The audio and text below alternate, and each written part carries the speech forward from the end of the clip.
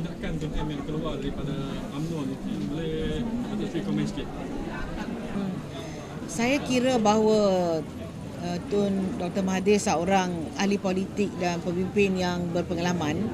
Beliau tahulah apa tindakan yang beliau telah ambil dan apa kesannya. Waimah apa pun ya, saya minta kepada Tun M, walau sama ada dalam UMNO atau di luar UMNO, saya nak minta kepada beliau untuk menentukan penyatuan rakyat Malaysia, bukan hanya di kalangan orang Melayu tapi di kalangan semua agama bangsa. Marilah kita bersatu.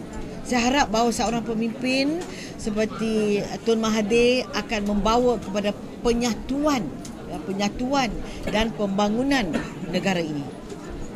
Mungkin dia akan memberi sedikit impak besar kepada parti UMNO itu sendiri.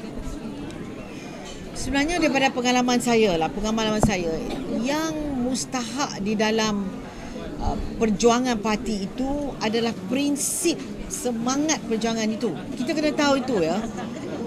Semua orang datang dan pergi.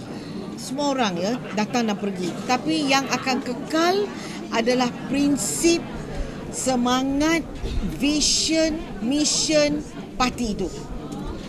Tiada apa yang kekal ya, tiada siapa yang kekal ya. Kita kena ingat itu.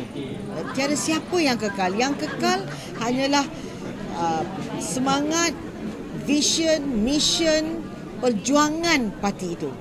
Namun begitu, saya nak minta kepada Tun Mahathir, di mana jua beliau berada, bawalah kepada penyatuan rakyat Malaysia.